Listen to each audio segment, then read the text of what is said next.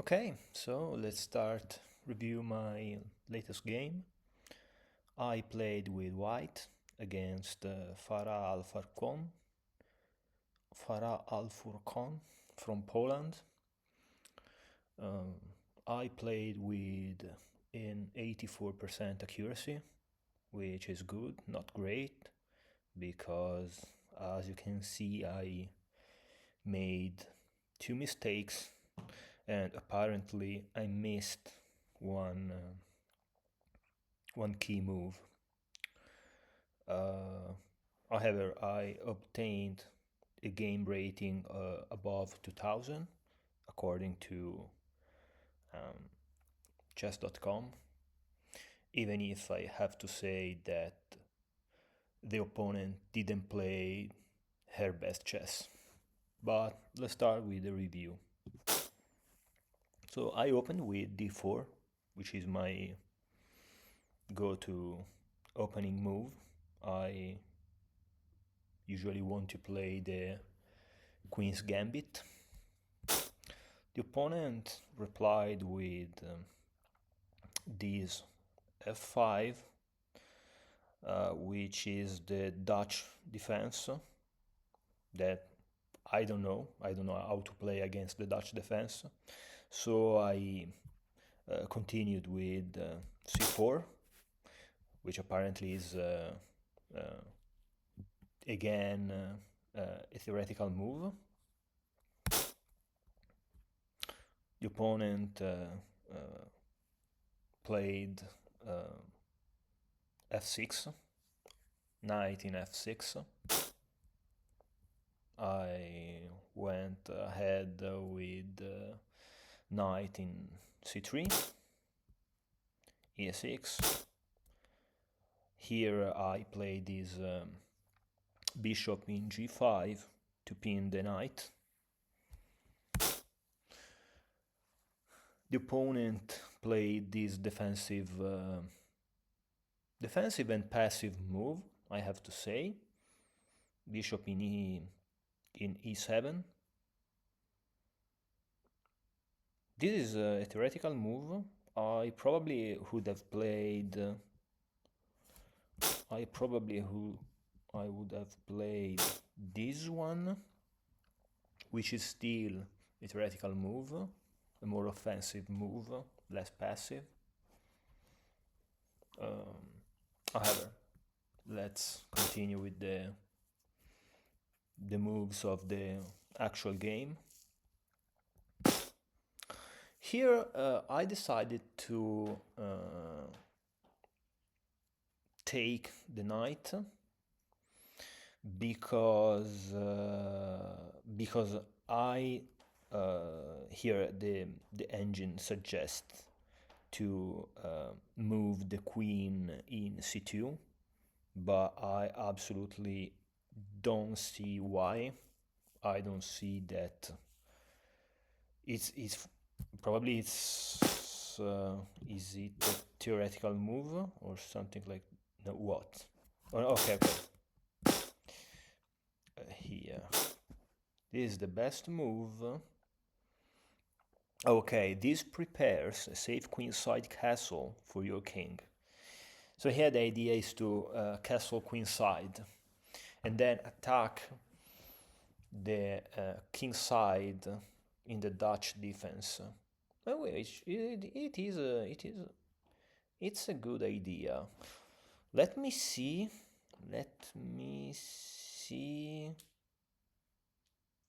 Oh, I see. Here the game goes like this.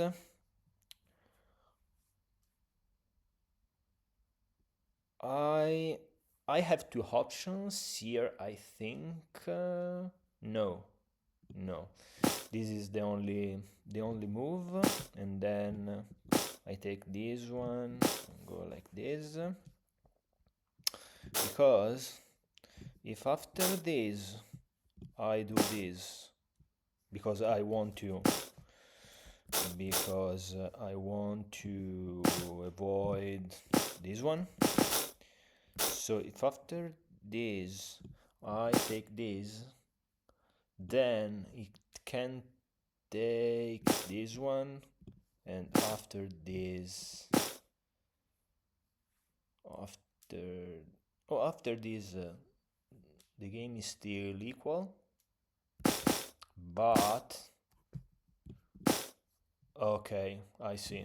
And then if I do this, well, actually, it's basically an equal exchange. I'll have it. I'll have it. Let's see. Okay, this. Only this.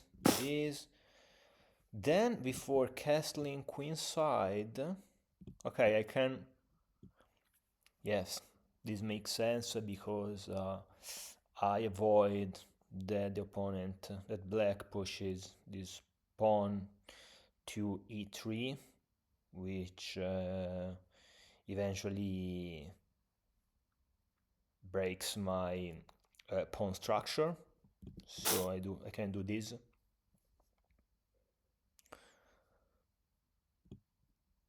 Here the suggested move is this queen to b4. Oh, I see. This check, then I move here. Okay, and the position is still equal. White is slightly better. Yes, white lost the possibility to castle, but queens are not anymore on the board, so it's not a big deal. I think this is a totally playable position. So let's go back to the actual game. When I decided to take the knight, of course, black takes back with his bishop, and then I decided to develop my knight. The engine suggests to push the pawn in e4, which is what I saw this move, but I decided to first develop the knight. Okay, the black castles kingside, and now I can finally push e4. The idea is to break his pawn chain, start to break his pawn chain, and attack the bishop. Black decides to push the pawn in f4, which seems to be a mistake. Here, mistake because I can push the pawn in e5 and attack the bishop. The best move here, suggested by the engine, was to play pawn in c5. Because pawn in c5, is it true that I can still push my pawn and threaten the bishop? But black can take in d4 and threatening the knight in c3, but more importantly, breaking my pawn chain. Now, even if I decide to play the best move of the engine and take the bishop, black can take the knight as well. I can play this one and threaten the rook, which is forced to move here, and I can take back the pawn, but as you can see, my pawn structure is ruined, and that pawn in g7 is basically lost, and the position is equal. I would prefer black, and indeed the engine says minus 0.22 for black. However, let's go back with the game. I push my pawn in e5, threatening the bishop. Black decides to move the bishop in h4, threatening I don't know what, honestly. I don't know what, because I really don't know. I really this according to the engine is an excellent move, because but the engine, at least the engine on chess.com, doesn't explain why this is an excellent move. Because is it true that the bishop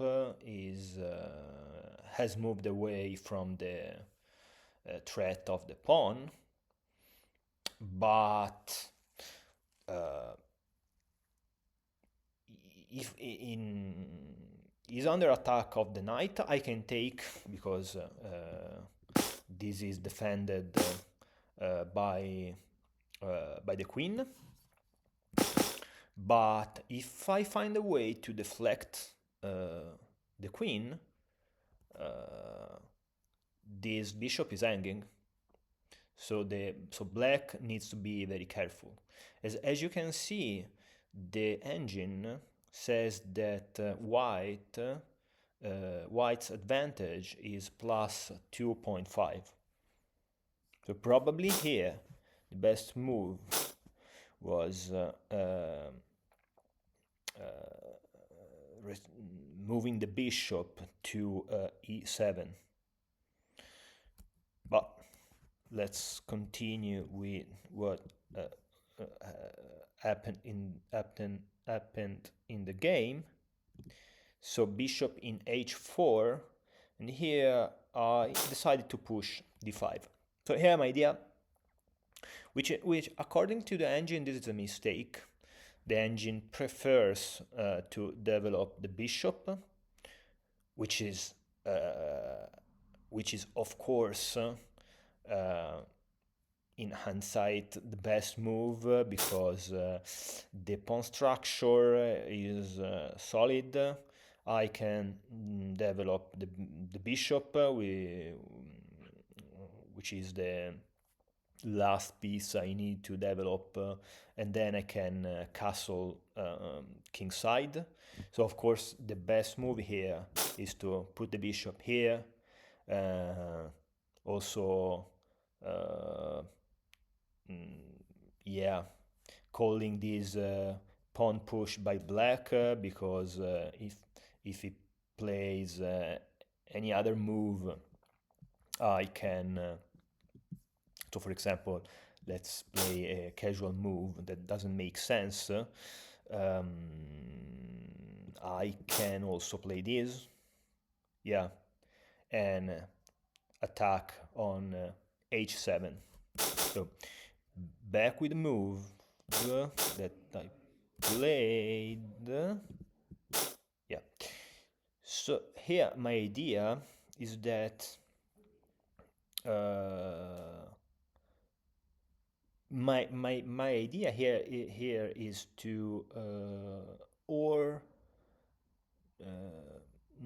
not give a check, because that check, if I mean like this, because this is not very useful, but I want to obtain two things: either deflecting the queen, possibly exchanging the queens, and then take the bishop, which is hanging, without the queen that protects him, um, or activate the queen and attack 2 times the bishop. So here the opponent takes the pawn. I take with the queen for the reasons I explained in a few seconds ago. Okay, the only move basically. Okay, here my idea is to threaten the rook so that I can play, so that I can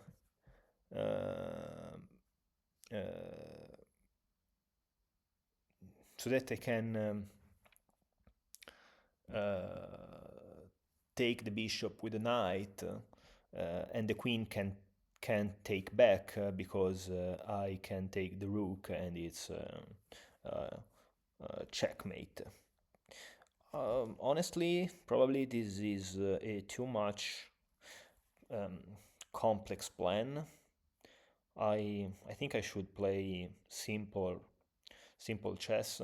Here I have a good advantage, plus 1.4. I should have developed the game can continue like, yeah, like this. Yeah, this is the best move. Okay, but okay.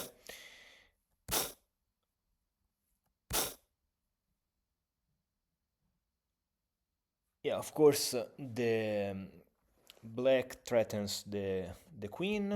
I can take that pawn. And here black decides to do something that I don't fully understand, because I would have played pawn in d6, basically forcing my queen to go back in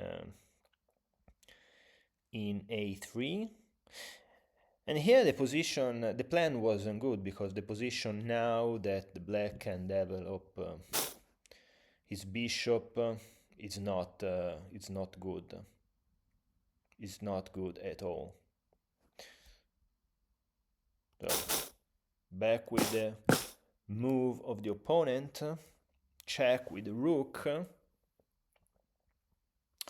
I decide to put my bishop in front of the knight, in front of the king, to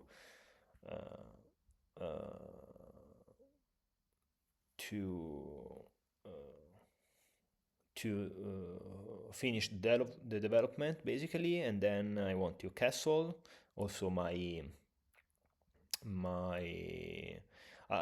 have to be careful here, because it is true that once I castle, my bishop is protected by the knight in c3, but yeah, I'm but yeah, this is not the position is good. The position is good. The position is good. I was worried. I was worried about this move, but actually this is not a very good move, because then I can do this, and here the position is very bad for black, because I can play this one. The queen is not protecting anymore the bishop. Okay, black can do this, but I can escape, and after these exchanges, I'm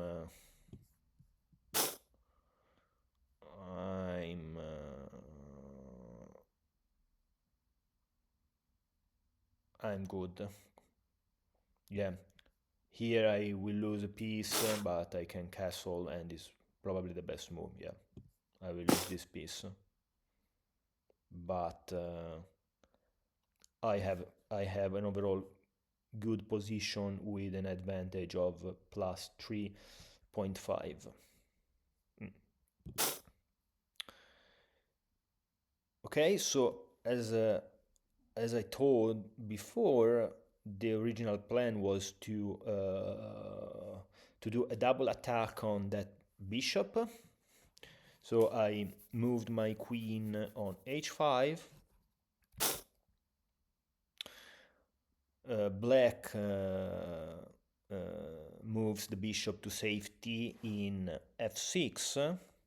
And now it's the crucial moment of the game, because I brought the knight. I decided to centralize the knight in d5, which attacks the bishop in f6. Black decides to take the pawn in b2, but this is the proverbial poisoned pawn, because I don't care to move the rook to safety, and I can play, and I played the brilliant move knight to g5.